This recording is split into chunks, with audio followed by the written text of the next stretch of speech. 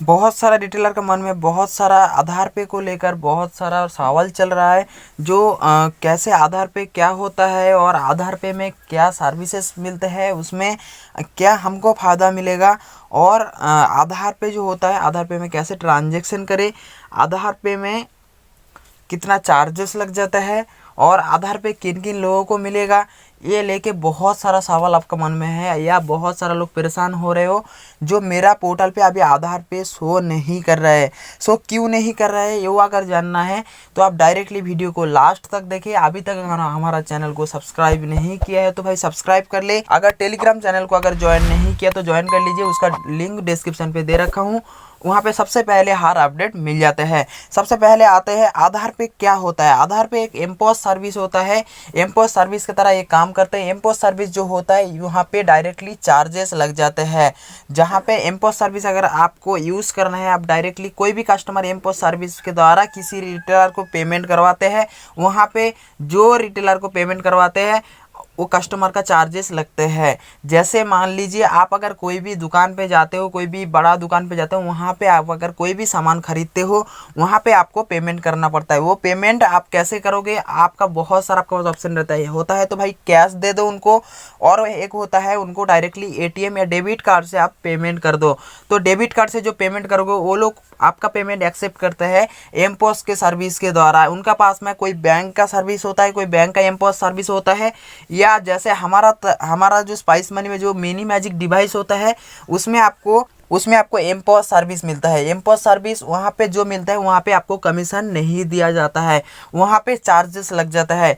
ये सेम ही प्रोसेस है। आपको आधार दे के आपको डायरेक्टली एमपोस सर्विस पे पेमेंट करना होता है। पेमेंट क्यों करोगे यहाँ पे चार्जेस देकर। बहुत सारा कस्टमर आपका पास आता है जो भाई मेरे को अभी 20,000 का जरूरत है, लेकिन आप 20,000 नहीं दे पाते हो क्योंकि आपका लिमिट 10,000 का है। आप अगर आधार पे का इस्तेमाल करके अगर आपको उसको 20,000 रुपये दे पाओगे तो उनका भी अच्छा होगा, आप भी उनसे थोड़ा ज़्यादा पैसा कमा सकते हो। वो कैसे, वो बताता हूँ आपको। इसमें आधार पे जो है इसमें थोड़ा बहुत चार्जेस लग जाता है। आधार पे में कितना चार्जेस लगता है आपको मैं अभी लाइव ट्रांजैक्शन करके दिखा देता हूँ, आप अच्छी तरीके से देख लीजिए। लाइव ट्रांजैक्शन करके आपको दिखा देता हूँ। आपको सबसे पहले चले जाना है भीम आधार पे का जो ऑप्शन है उसमें चला जाना है, और आपको यहाँ पे आधार नंबर डाल देना है, मोबाइल नंबर डाल देना है, अमाउंट डाल देना है, और यहाँ पे आई एक्सेप्ट करके यहाँ पे प्रोसीड कर देना है।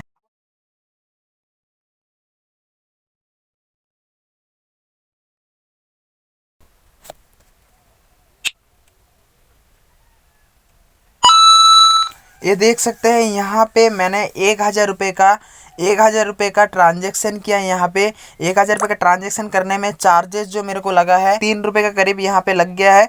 तो यहाँ पे आपको ये ट्रांजेक्शन 1,000 ट्रांजेक्शन में अगर 3 रुपये लग जाते हैं, आप अगर 10,000 का ट्रांजेक्शन करवाते हो, यहाँ पे अगर लगभग मान लीजिए यहाँ पे 1,000 का ट्रांजेक्शन में आपको लगभग 3 रुपये का खर्चा आ रहा है, तो आपको 10,000 का ट्रांजेक्शन में लगभग 30 रुपये का आसपास ट्रांजेक्शन में खर्चा आ जाते हैं।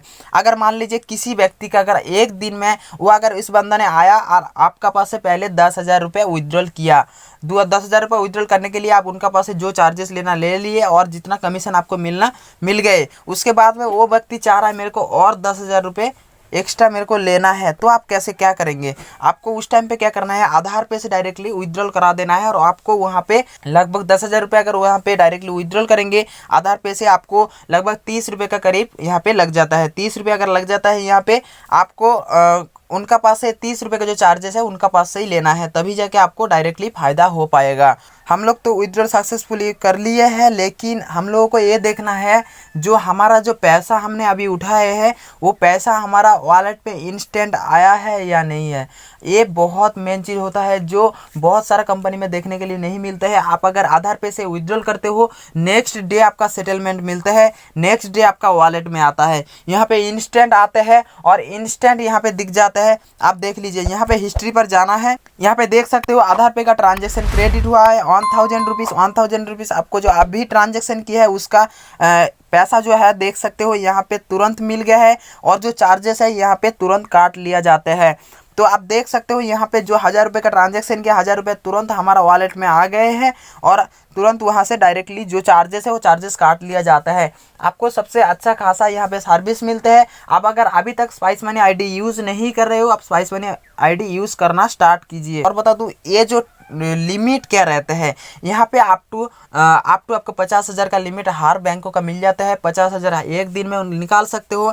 यहाँ पे कोई दूसरा लिमिट नहीं लगाया गया है। यहाँ पे और जो फैसिलिटी यहाँ पे जो मिलता है, बहुत सारा रिटेलर ये बोल रहे हैं जो भाई मेरे को यहाँ पे मेरा पोर्टल पे कब तक मिलेगा, मेरा पोर्टल पे कब तक मिलेगा। यहाँ पे बता दूँ बहुत सारा लोगों को अभी नहीं मिला है। अगर कैसे मिलेगा आपको बता दूँ, आप अगर डायरेक्टली स्पाइस मनी यूज़ कर रहे हो और अभी लास्ट 3 मंथ, जैसे मान लीजिए नवंबर, दिसंबर, जनवरी का महीने में, नवंबर में आपने 1 लाख का ट्रांजैक्शन किया, दिसंबर में 1 लाख का ट्रांजैक्शन किया और जनवरी में 1 लाख का ट्रांजैक्शन मिला, वो व्यक्ति का अभी उनका पोर्टल पे शो हो गया है। अभी अगर हर महीना कम से कम लगभग पीछे का 3 महीना अगर आपका 1 लाख रुपए से ज़्यादा ट्रांजैक्शन हो गया है तो आपको डायरेक्टली आधार पे आपका पोर्टल पे शो हो गया है।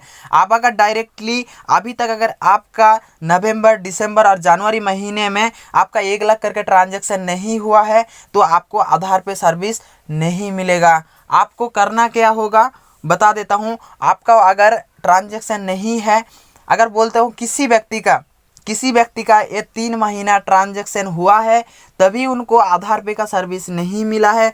आप अगर हमारा पास से रिटेलर आईडी लेके रखे हो तो आप डायरेक्टली हमको मैसेज करें और आपका ट्रांजैक्शन का रिपोर्ट भेजिए और साथ में आपका आईडी नंबर भेजिए। आपका जो आधार पे का सर्विस एनेबल कर दिया जाएगा। आप अगर दूसरा डिस्ट्रीब्यूटर से आईडी लिए है और आपको आधार पे का सर्विस शो नहीं कर रहा है और आप 1 लाख के ऊपर में ट्रांजैक्शन लास्ट 3 महीने किए हैं, आप अपना डिस्ट्रीब्यूटर से बात कीजिए और उनको भेजिए, उन लोग आपका सर्विस एनेबल कर देगा। और भाई बता दूं, आपको अगर चाहिए, आप अगर डायरेक्टली जैसे मान लीजिए कोई व्यक्ति ने नया स्पाइस मनी आईडी ली है, उनका आईडी पे तो शो नहीं करेगा। उनको कैसे करेगा, इस महीना अच्छा से अच्छा ट्रांजैक्शन करने, कम से कम 1 लाख के ऊपर में ट्रांजैक्शन करो। अगला महीना कम से कम 1 लाख के ऊपर ट्रांजैक्शन करो। अगला महीना आप अगर ट्रांजैक्शन करते करते ही आपको डायरेक्टली आपका पोर्टल पे दिख जाएगा। इस महीना अच्छी तरीके से ट्रांजैक्शन करो, थोड़ा से ज़्यादा ट्रांजैक्शन करो, तब जाके आपको मिलेगा।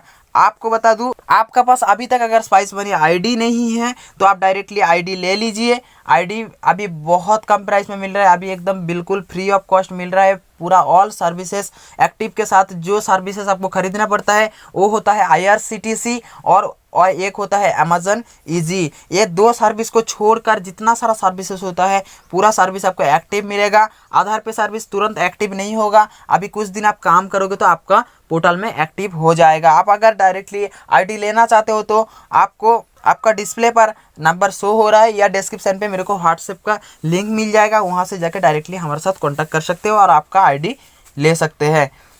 तो आपको जो इन्फॉर्मेशन आपको इस वीडियो में मिला, आपको अगर अच्छा लगा तो वीडियो को लाइक कर लीजिए, चैनल में नए हो तो चैनल को सब्सक्राइब कर लीजिए। अगर पहले से बता दे रहा हूँ, आप अगर एक स्पाइस मनी का रिटेलर हो, अभी तक हमारा टेलीग्राम चैनल को ज्वाइन नहीं किए हैं तो ज्वाइन कर लीजिए। वहाँ पे सबसे पहले हर अपडेट मिल जाता है, उनका लिंक मैं डिस्क्रिप्शन पे दे रखा हूँ, वहाँ पे जाओ, जल्दी से जल्दी ज्वाइन करो।